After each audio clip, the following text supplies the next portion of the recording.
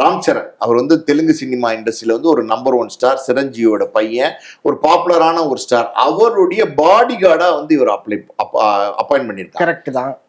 அவருக்கு எப்படின்னா அவருடைய சிங்கிள் பாடி கார்டு நிறைய பேர் இருக்காங்க, ஆனா அவரை முழுக்க கேர் டேக் பண்ணிக்க ஒருத்தர் தேவைன்னு அவர் நினைச்சிருக்காரு. அதுக்கே இவரு என்ன காரணம்? அதுதான் அந்த ஒரு பாயிண்ட்ல தான் நீங்க கேட்கிற கேள்வி என்ன அப்படின்னா, அவரே விளக்கம் கொடுத்திருக்காரு. ராம் சரணே விளக்கம் கொடுத்திருக்காரு. என்னன்னா, ஒரு தடவை வந்து பாத்தீங்கன்னா ஏதோ ஒரு கூட்ட நெரிசல்ல போய் கை கொடுத்து பப்ளிக்ல, அதாவது ரசிகர்கள்ட்ட கை கொடுக்கும் போது இந்த இந்த இந்த இடம் எல்லாம் பாத்தீங்கன்னா அப்படியே சதைய பிச்சு எடுத்திருக்காங்க யாரோ. வாண்டடா பண்ணிருக்காங்க யாரோ. வந்து நீங்க எப்பவுமே வந்து ரசிகர்கள் வந்து ஹார்ம்ஃபுல் கிடையாது. கரெக்ட். அவங்க எப்போனா ரசிகர்களை வந்து நம்மளை நடிகர்களை பார்க்கும்போது அது செலிபிரிட்டி வர்ஷிப் சிண்ட்ரம்னு ஒன்று இருக்கு.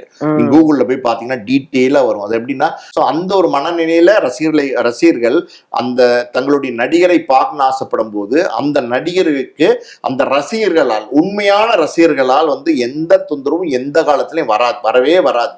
ஆனா அதே நேரத்தில் நீங்க பார்த்தீங்கன்னா இந்த மாதிரி ஒரு கூட்டத்துக்குள்ள விஷமிகள் இருக்காங்க.